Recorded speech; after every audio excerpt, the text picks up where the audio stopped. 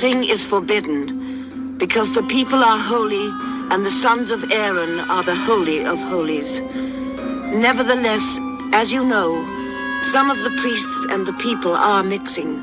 They are intermarrying, and thereby polluting the holy seed. And thereby polluting the holy seed. And thereby polluting the holy seed.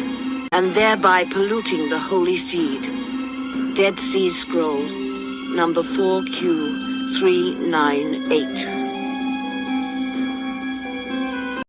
It's God's law. He made sparrow, and robin, robin.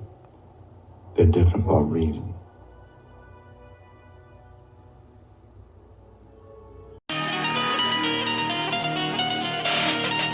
Big country, the Hebrew. Oh, praise the Most High. We Negroes only, the blood is shed. Cause you and I, and we and him. He's the root of the tree, I'm just a limb. We some hardcore spiritual, bring that holy scripture to him. We Negroes only, the blood is shed. Cause you and I, and we and him. He's the root of the tree, I'm just a limb. We some hardcore spiritual, bring that holy scripture to him. If you're a Negro, that means that you're a Hebrew. The chosen seed of Israel, that means no equal to you. But if you're a Hamite, peekaboo, we see you. You sold us to our oppressors on a one-way ticket to Egypt. Them heathens shipped my people away on government-funded slave ships. The evil that we had to endure. Talk back to massa, you get with. You fed our children to alligators. Motherfuckers are African American. We have to live out our curses that our stubborn ancestors gave us. Hamashiach, come save us. We trying to be on our best behavior. We the true people of the book because in your image you made us. We Negroes only, the blood is shed. Cause you and I, and we and him. He's the root of the tree, I'm just a limb. We some hardcore spiritual, bring that holy scripture to him. We Negroes only, the blood is shed. Cause you and I, and we and him. He's the root of the tree, I'm just a limb. We some hardcore spiritual, bring that holy scripture to him. Are you willing to give up your life like Christ versus the Philistine? Would you take the mark of the beast or place your head in the guillotine? Would you face the east every day and pray even for your enemies? Would you say amazing grace before you eat what's on your plate unto our Elohim? The meek shall inherit the earth. Those are her last, I wanna be first. I'm speaking my blessings into existence, so if it's you hate me, it's gonna get worse. You and your family are gonna be cursed for plotting my downfall since my rebirth. So what it is worth, the truth really hurts. For my kingdom work, I will be in birth. 144 singing war chants. You try to avoid the noise, but you can't. We Negroes only, the blood is shed. Cause you and I, and we and him. He's the root of the tree, I'm just a limb. We some hardcore spiritual, bring that holy scripture to him. We Negroes only, the blood is shed. Cause you and I, and we and him. He's the root of the tree, I'm just a limb. We some hardcore spiritual, bring that holy scripture to him. I live in Shalom, but don't come to my home with wicked intentions. Because I don't be on none of that bullshit. You get many metal fragments thrown into your backbones. We Negro onlys, we Negro onlys. True bloodline of Shem, that there mean we can't be phonies. Skin like burnt brass, hair just like wool. We slaying each and every one of our opponents. Evil spirits must flee because y'all really don't want it. These are the last days, recompense is coming. We Negro onlys, yeah, we Negro onlys. We Negroes only, the blood is shed. Cause you and I, and we and him. He's the root of the tree, I'm just a limb. We some hardcore spiritual, bring that holy scripture to him. We Negroes only, the blood is shed. Cause you and I, and we and him. He's the root of the tree, I'm just a limb.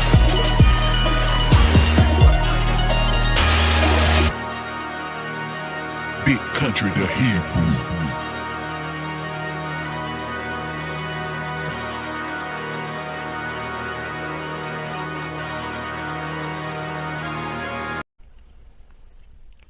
Hello guys, it's the Biblical Scholar here. Now this video is geared towards my friends and family, but I know others will view this later on, but please note this video will go at the pace of that audience in mind. With that being said, let's get into the topic of today's video.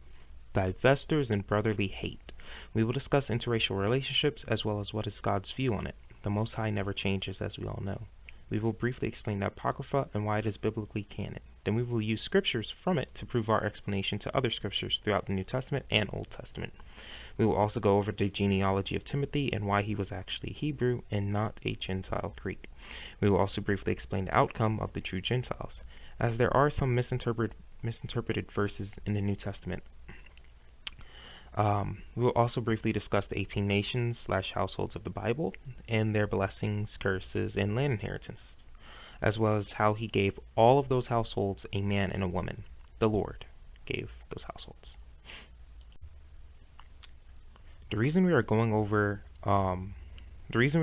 to discuss the Apocrypha is because many Israelites, Christians, and people omit it from the Bible for some very weird reason.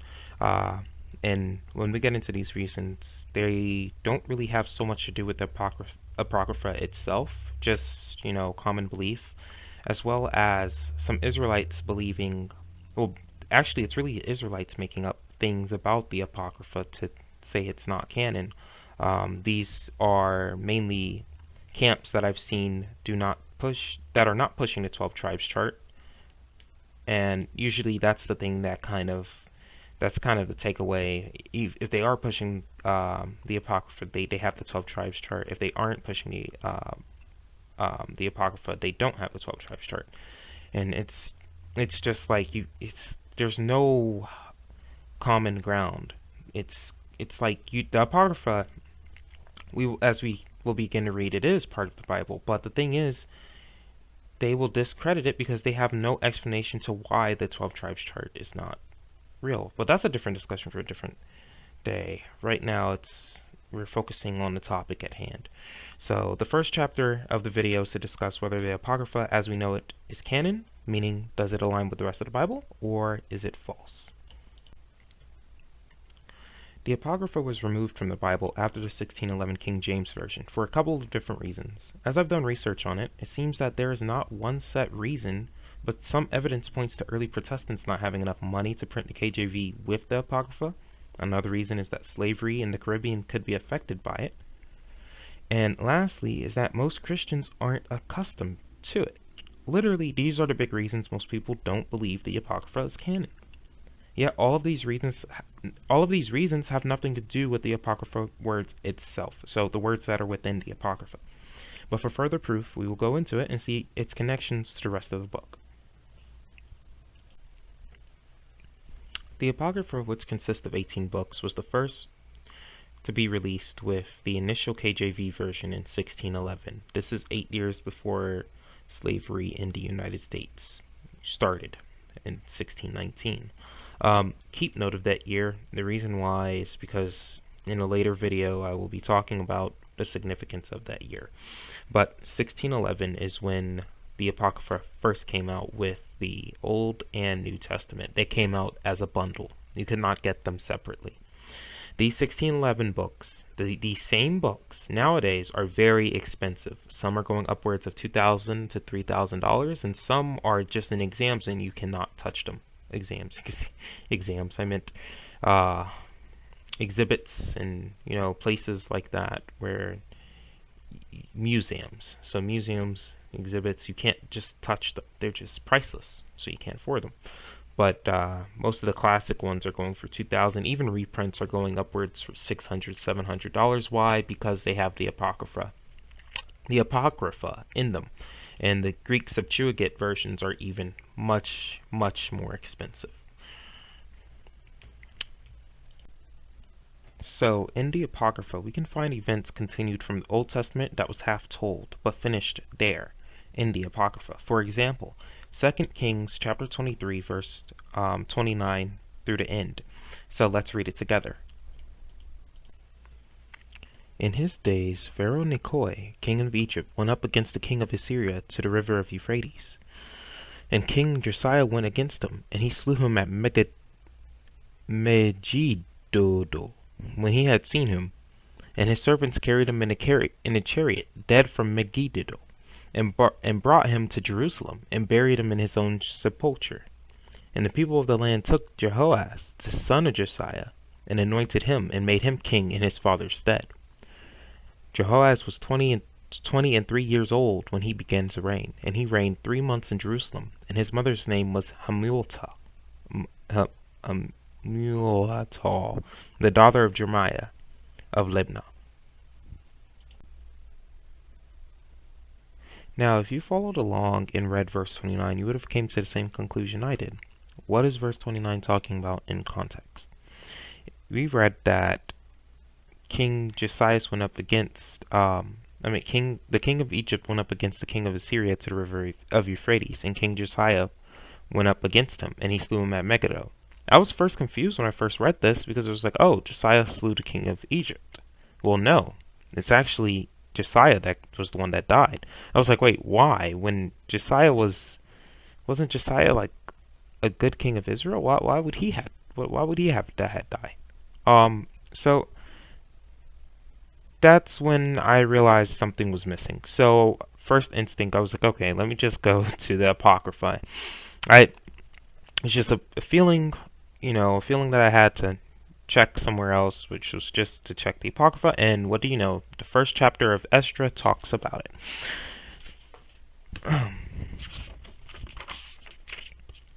And Josiah held the feast of the Passover in Jerusalem unto his Lord, and offered the Passover the 14th day of the first month, having set the priest according to their daily courses, being arrayed in the long garments in the temple of the Lord. So you could read more about what Josiah did all the way from the first verse. So first chapter, first verse, all the way up to verse 24. So as for the things that came to pass in his time, they were written in former times, concerning those that sinned and did wickedly against the Lord above all people and kingdoms, how they grieved them exceedingly, so that the words of the Lord rose up against Israel. Now after all these acts of Josiah, it came to pass as Pharaoh, the king of Egypt, came to raise war at Carchemish upon Euphrates, and Josiah went out against him. But the king of Egypt sent to him, saying, What have I to do with thee, O king of Judea? I am not sent out from the Lord God against thee, for the war is upon Euphrates. Now, you need to have some basic understanding of what God does to other nations. He does punish multiple nations, meaning that when one nation checks out of line, he'll trigger a warfare from one nation to that nation to check them back into, line. It's because they were wicked for whatever reason. It wasn't just Israel that got punished in the past, but usually it would be multiple different nations. And this just so happens that he was using Egypt against Carchemish or Assyria in this context, which this is exactly what this is. And King Josiah went up against him to I guess defend them, and that's not what you're supposed to do. That's why the Lord let him die, and now I see why. Because I didn't understand when I only read 2 Kings chapter 23, 29 through 31. I didn't understand. I was like, this is not making any sense. Why did God allow him to die against the king of Egypt? Well, now it makes sense. God sent the king of Egypt to start war upon Carchemish for their sins against the Lord. And King Josiah stepped in the way of that, and he got killed for it. He was like being an adversary against God. Well, by going against the king of Egypt. So, this is what the king of Egypt further says. I am not sent out from the Lord God against thee, for my war is upon Euphrates. And now the Lord is with me. Yeah, the Lord is with me, hasting me forward. Depart from me, and be not against the Lord. You see, keyword, be not against the Lord. However, Josiah did not turn back his chariot from him, but undertook to fight with him, not regarding the words of the prophet Jeremy spoke by the mouth of the Lord, but joined battle with him in the plain of Megiddo. And the princes came against King Josiah. Then said the king unto his servants, Carry me away out of the battle, for I am very weak. And immediately his servants took him away out of the battle. Then gat he up upon his second chariot, and being brought back to Jerusalem, died, and was buried in his father's sepulchre. Yes, that's what happens. and we're reading chapter 26 through 30 of Esdras. I'm sorry, but the pronunciation of some of these names would it's kind of hard for me, but you guys understand because it's on the video. Even though I would love to go into great detail about how the Apocrypha is canon, I simply do not have enough time in this video alone to explain it, because this is a very deep topic, and we're already going into a different deep topic. This is just a snippet to explain why the Apocrypha is canon, because we're going to be relying on some of its context to help explain what's going on in today's day and age with the hatred we have from each other, as well as the divestor movement of men and women. So to better explain it, we're going to need the Apocrypha, and I would have to explain to you why the Apocrypha is canon. I mean, the New Testament could do it by itself, but having the Apocrypha shows where it came from, as well as having, the Old Testament. But it's good to have the Apocrypha as well. Just know that the Apocrypha is canon. In a future video, I can definitely explain the misconceptions of the Apocrypha and why some people say, oh, Tobit has this explanation of if you give alms, you're going to save your life. That's talking about something else. I'll definitely explain that in a later video, and I'll explain a lot more things that are misconceptualized in the Apocrypha. And I'll also explain where Christ got a certain holiday from the Apocrypha that he was celebrating. It's specifically from there. Like there's no other record in the Old Testament for it. And that's the sad part, is that most of these misconceptions come from people that are supposedly woke or know the truth about the Bible. So before I start today's video, I want to give a fair warning to everyone that is easily offended or sensitive to please leave. This video is on the topic of interracial relationships, and as many people know, the Bible has no filter and does not care for personal feelings. Hence why all the prophets in the past, or most of the prophets in the past, died from, well, aggression. But I'm a nice guy. I'll explain it in the most reasonable way / logical way possible without distorting the message. At all means without distorting the message. There's only so many different ways you can put it until you actually change the message, which is not what we're going to do here. So if you cannot understand it from those terms, I do encourage you to read it on your own. Thank you. Before you can just get into the understanding of interracial relationships, you must understand how many races are even in the world to begin with. Do you know? The answer is 18. Before you say there is more, just know there is derivatives of those 18. What do I mean by that? Well, look at Israel. He has 12 sections within him, 12 different tribes within him. Now look at Edom. He has 2 different tribes within him. But that's still all one race at the end of the day, meaning whatever happened at the top is just going to trickle down to all of them, because they all still fit under that master household. So you're not going to see, for instance, Levi out of the curses of Israel, because Levi is still Israel. I don't know how else to really explain that. Yeah, it's a household. So typically how that would work is you have a last name, right? That last name denotates where you come from, where your father's lineage was passed down from. So it's like this. When your mother gets married to a man, she takes his last name. That household has his last name, which denotes that household belongs to him. Now, if he has a son, that son will take his last name, and he would have another wife. That wife would have to take that last name, and it keeps going down and down and down and down, and it continues that way. That's how last names work nowadays. Now, in the past, we've had Ben Yehuda or Ben something. Ben, B-E-N, means son of. So son of Yehuda, son of Judah, son of Levi, it would do that. But nowadays we have a much shorter version, which is just your last name. Be like Ben Parker, where Parker, he follows after the Parker household.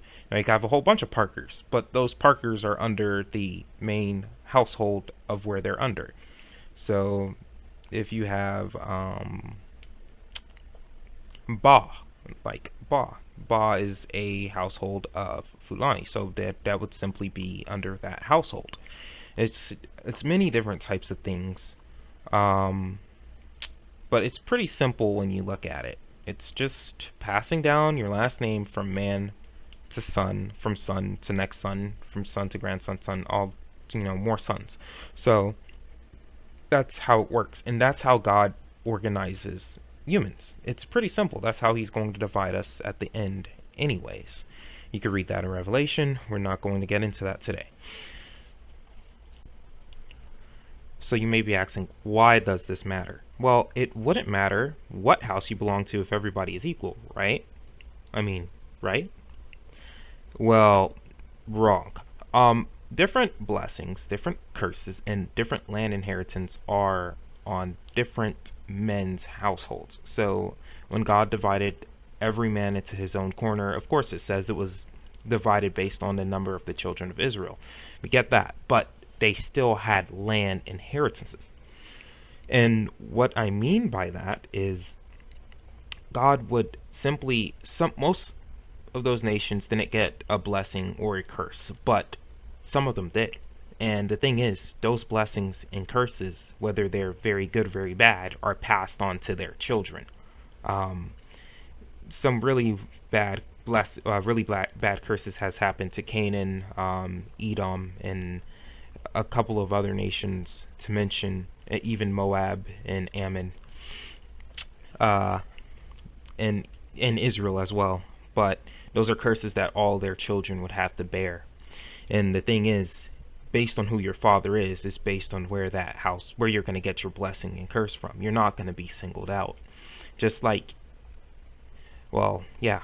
Also land inheritances. So based on who your father is, based on which household you're part of, is different on what type of land you're going to inherit. So, if you have entitlement to different land in Israel because you're one tribe or you're another, except Levi, it's specifically says stuff about them, they can't own land, but other tribes can. So they wouldn't, prehistorically in the Old Testament, tribes were not able to intermarry. Even in Israel, they were forbidden to intermarry, simply because if you were to intermarry, you would eat up land of another tribe, which was not right. Because when they first came to the land, when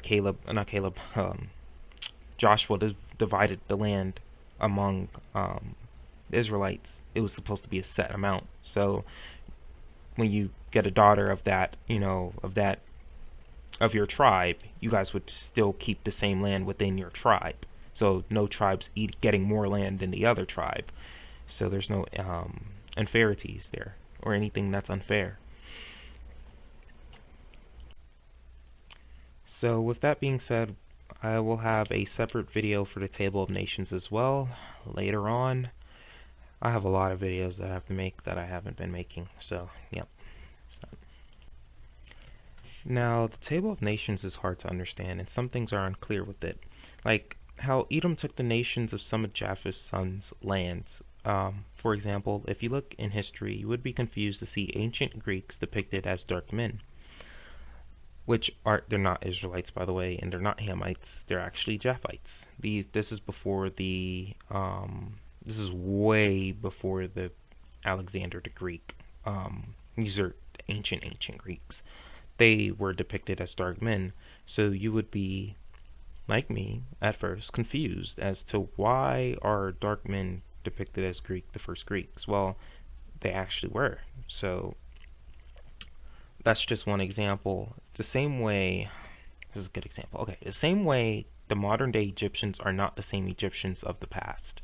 It's the same thing that happened to the Greeks of that time.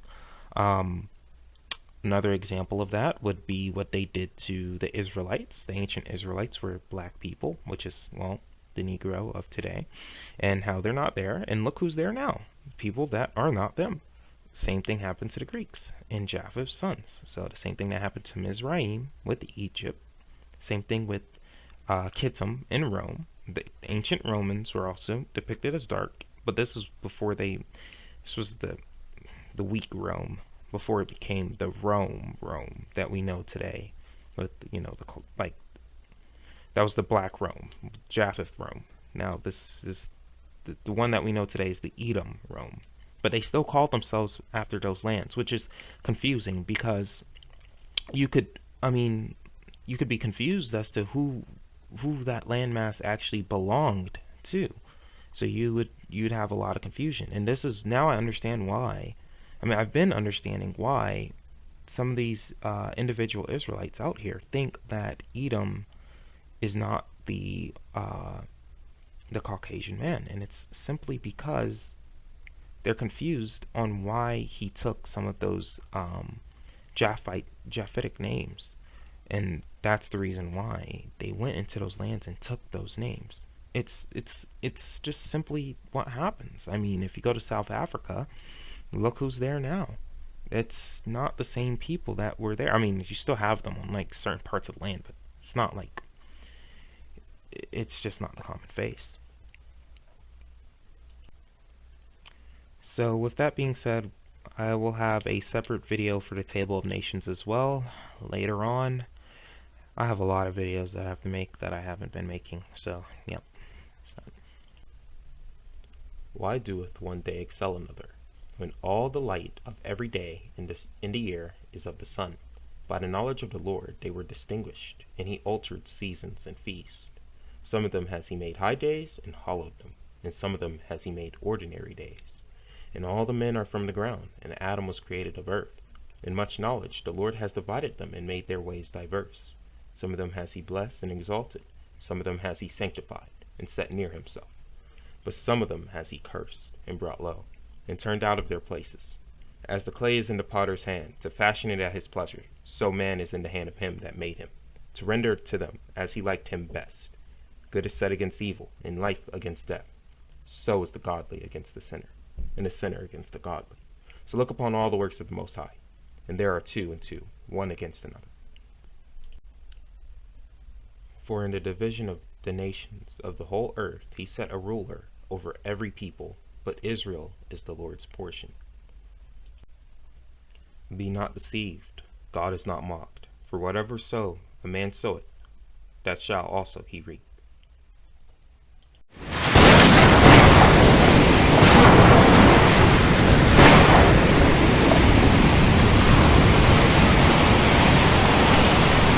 Massa. Who you with? Big Massa. Who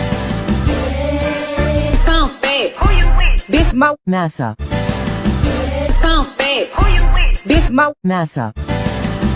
Who you with? Big Massa. Who you with? Big Massa. Who you with? Big Massa. Who you with?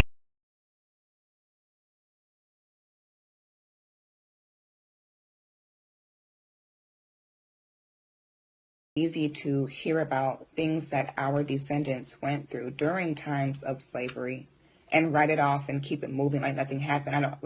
And not doing anything to this day to honor them and thank them for their sacrifices.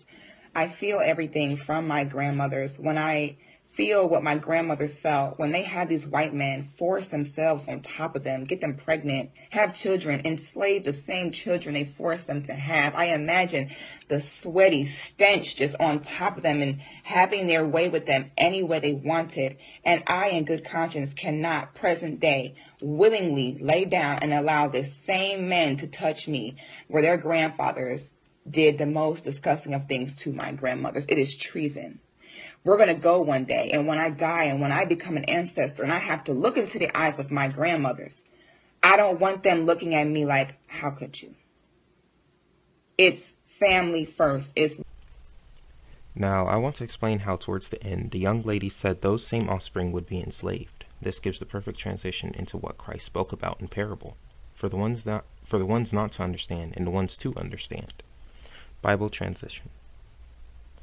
Matthew 13, 24 through 30.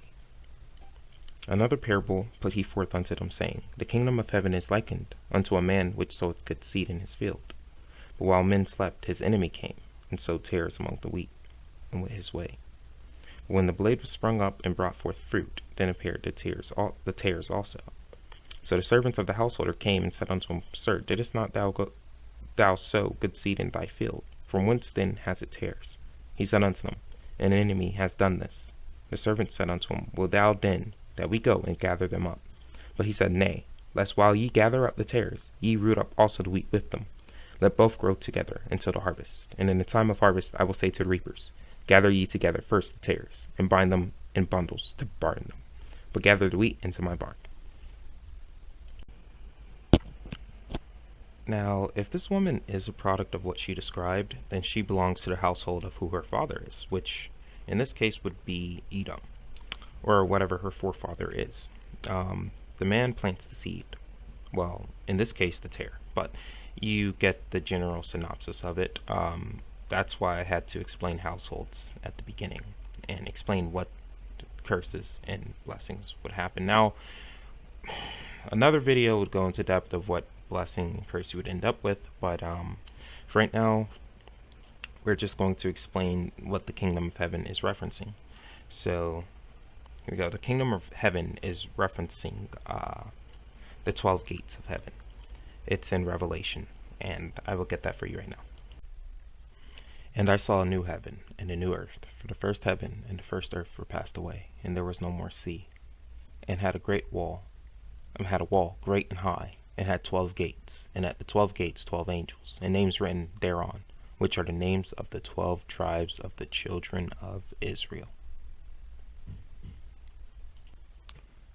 Tares do not understand the Bible, and when I mean understand, I mean to the point of where, as much as it irks me to say it, Israelites or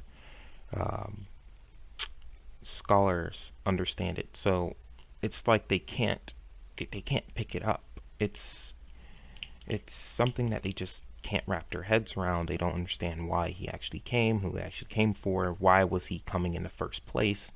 They just run with, like, the most they can understand is regular Christian ideology, which is modern Christian ideology.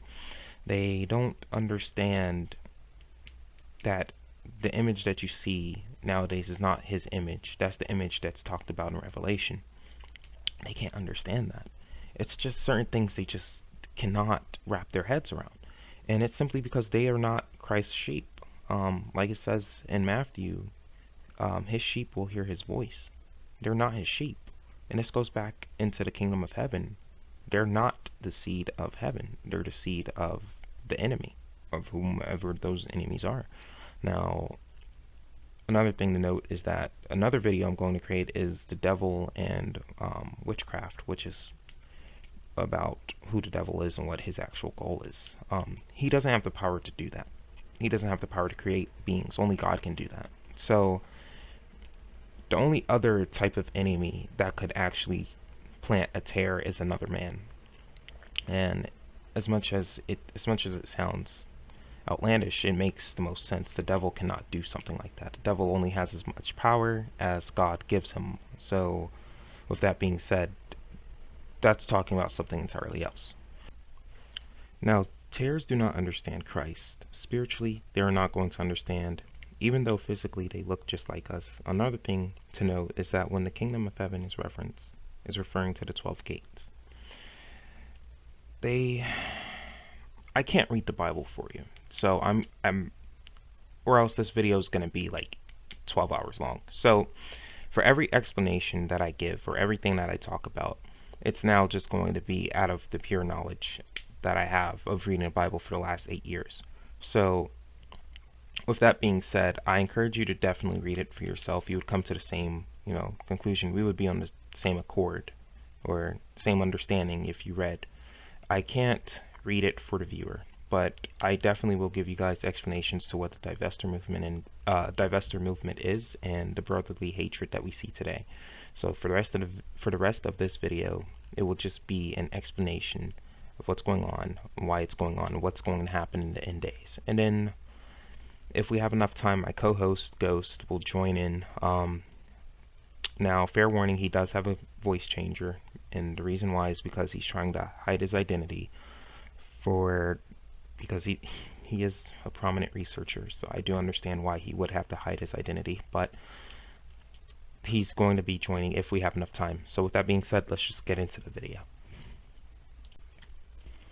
As of late, I've been seeing more and more black people to my knowledge, of Negro or Hebrew descent hating themselves or their neighbors.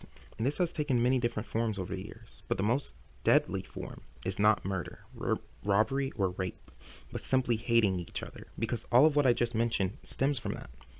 Now, the form of hatred we're going to be talking about today is interracial relationships, or divestment. And I've seen this grow over the last few years with both men and women. This only confirms we are getting closer and closer to the end days. Normally, when you look at the term divestment, it means to take yourself out or your assets out of something, such as a community, company, or country. The version we are focusing on today is divesting out of your community, extremely popularized by females. Well, let me clarify, black females. Black female YouTubers such as Cynthia G and her gang of black feminists, which includes one transgender woman that I don't know why. Never mind. Most black women that divest, since we are on the topic of black women / Hebrew women, hate black men because they feel black men are at an economic disadvantage, weak, or for whatever other reason they feel justified to leave their race. Same for black men who feel black women are gross, ugly, angry, or for whatever other reason they feel justified to leave their race. Like prison game. Yeah, they disgusting, man. The black woman is disgusting. And see, this one thing, the truth, man, this truth opens your eyes, man, to right. the illusion of this place. Babylon is one big illusion. Because before I came into the truth, I thought the black woman was the finest thing going, man. Now I come into the truth, man, I was like, ugh, man, what was on my mind? But I had them demons on me, man. You think the black woman was the... No, man, hell no. Them northern tribe women, northern kingdom women, they far outshine, you Judite and Benjamite women. And you Levite women. Even the other nations. Yeah. They carry themselves in the women like, even man, the other nation. When I came back to the United States, man, I was like, what the fuck is going on here? My message to those that hate black men or black women based on the idea of looks and want to date out, prepare for judgment, as this is how God and his son feel about this. 1 John chapter 4, verse 20 through 21. If a man say, I love God, and hateth his brother, he is a liar. For he that loveth not his brother, whom he has seen, how can he love God, whom he has not seen? And this commandment have we from him, that he who loveth God loves his brother also.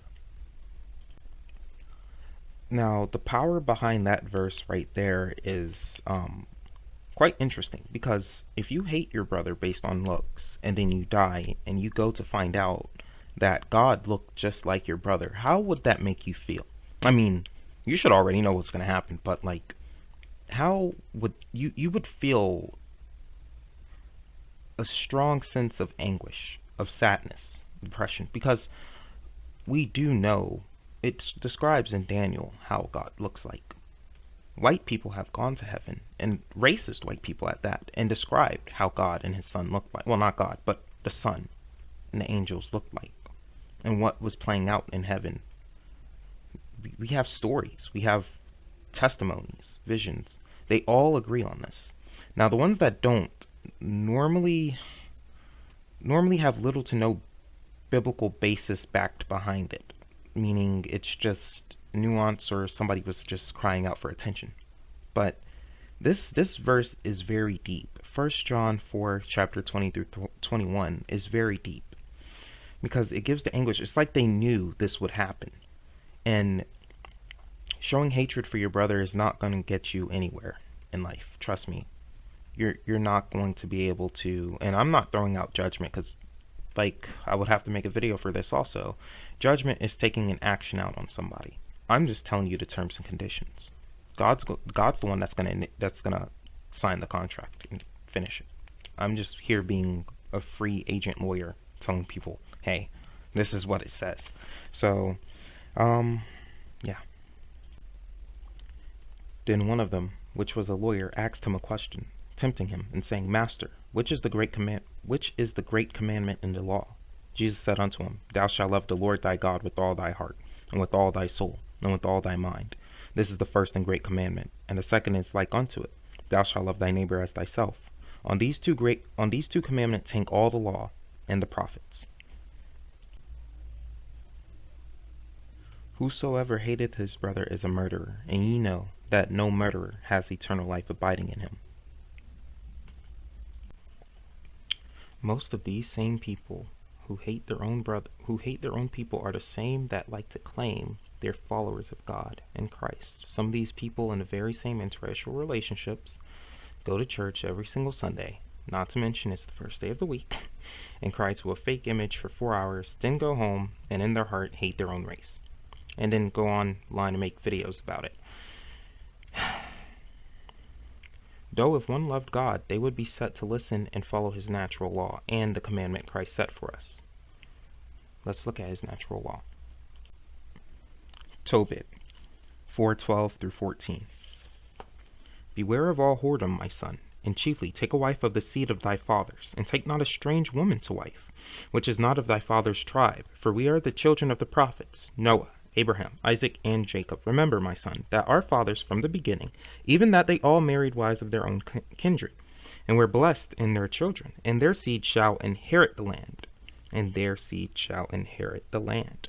Now therefore, my son, love thy brethren, and despise not in thy heart thy brethren, the sons and the daughters of thy people, and not taking a wife of them. For in pride is destruction and much trouble, and in lewdness is decay and great want. For lewdness is the mother of famine. Let not the wages of any man which has brought for thee tarry with thee, but give him out of hand. For if thou serve God, he will also repay thee. Be circumspect, my son, in all things thou doest, and be wise in all thy conversation. Think about it. God separated all the nations on earth. Who are we to undo his actions or his will? This is why these interracial relationships do not last. They fail because of complete differences with either food, cultures, hardships, or religion. Not one man can worship two masters. You will either hate one or love the other. Same with children from these marriages. They have to choose which side of the family they will favor, because they have to choose which group of people they will breed back into. Now, what I've observed from these interracial relationships, usually with either black men or black women, is that when they mock God, or they mock mocking their own people's mocking God, because we came into this captivity for that reason, and you can't really separate yourself from your own group and make fun of them and say, oh, I'm better because I, in this interracial relationship or whatever it may be. Most oftentimes, from what I've seen in life, those people tend to just die, like from weird circumstances. I mean, Kevin Samuels is one of the most famous ones. He was doing all of this, the writing and hard critiquing on black women, yet he never had a black, he was married probably to a black woman, but he wasn't with a black woman at the time. He was like sleeping with Hispanic women. So it's like you're making fun of your own race. You're not helping them if you're not going to bear struggle with them. You're just criticizing them, making fun of them. That's not helping anybody. Matter of fact, usually what happens is you'll just die. It's like that Nigerian, I guess, actor that was making fun of black women online. His white girlfriend killed him, and nobody helped him after that. There's countless of other stories of black women getting, discombobulated, black men getting, lynched from these things. And the reason God's allowing this type of stuff is because you're mocking him. You're mocking the captivity that he put you and your people in. Especially when you do this. This is especially one of the biggest reasons why Israel is not in their land today. Because it says in scriptures, if Israel was in their land, God is back.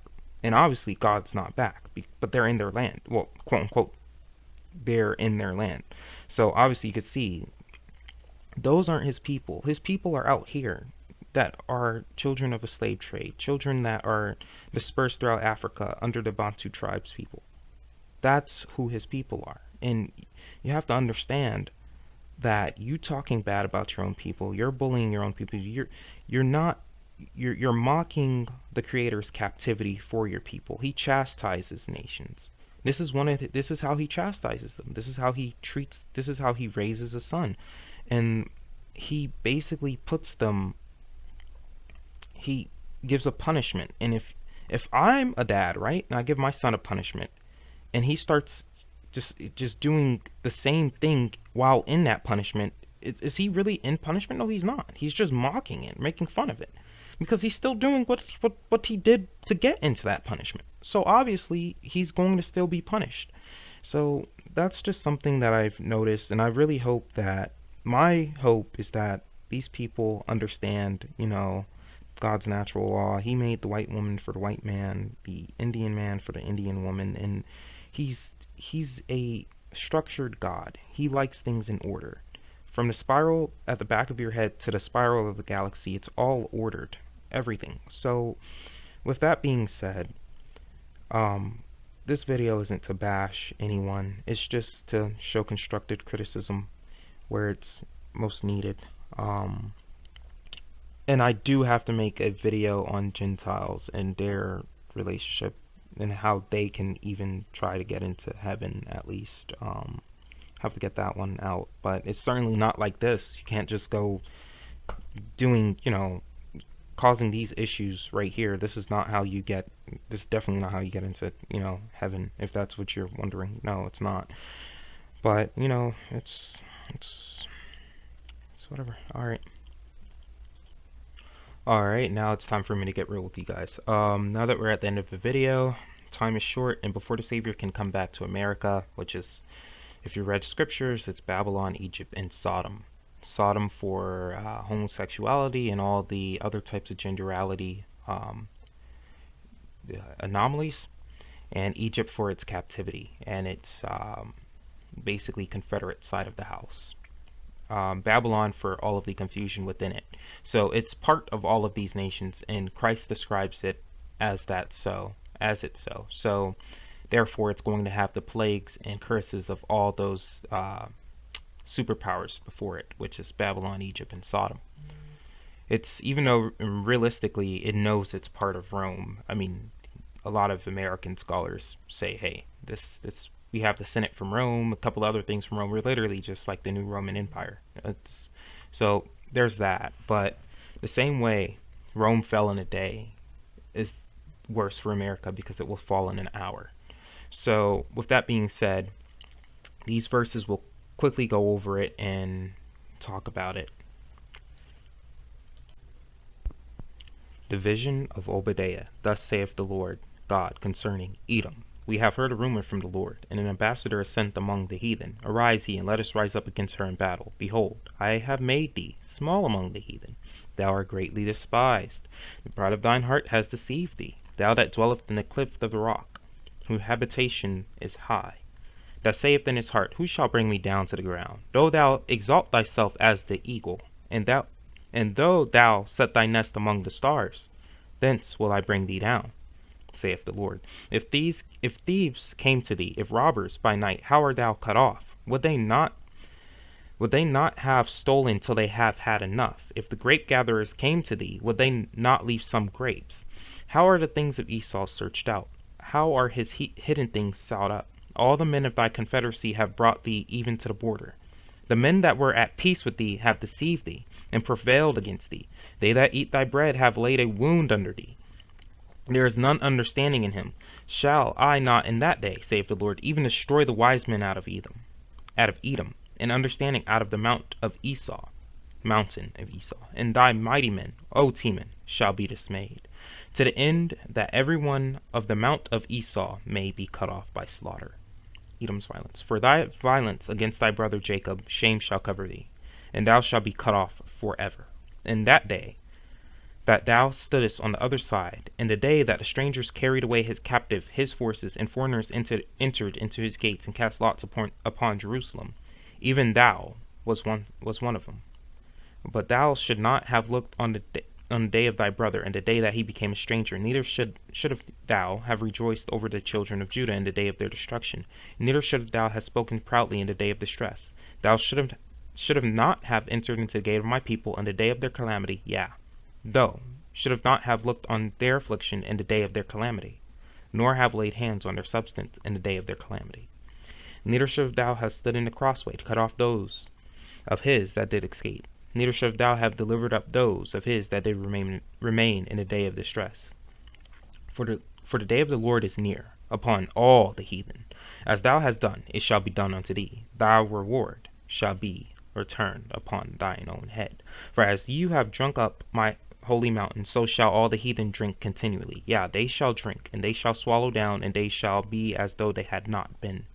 But upon Mount Zion shall be deliverance, and there shall be holiness, and the house of Jacob shall possess their possessions, and the house of Jacob shall be a fire, and the house of Joseph a flame, and the house of Esau for stubble. And they shall kindle in them, and devour them, and there shall not be any remaining of the house of Esau. For the Lord hath spoken it. And they of the south shall possess the mountain of Esau, and they of the plain of the Philistines, and they shall possess the fields of Ephraim, and the fields of Samaria, and Benjamin shall possess Gilead. And the captivity of the host of the children of Israel shall possess that of the Canaanites, even unto Zarephath. And the captivity of Jerusalem, which is in Sherarad, shall possess the cities of the south. And the Savior shall come up on Mount Zion to judge the mount of Esau, and the kingdom shall be the Lord's. Okay, I want to thank you all for watching this video. There will be more on the way, Lord willing. Here's the latest events by Ghost, my co-host for this show on Negroes Only. So, take it away, Ghost.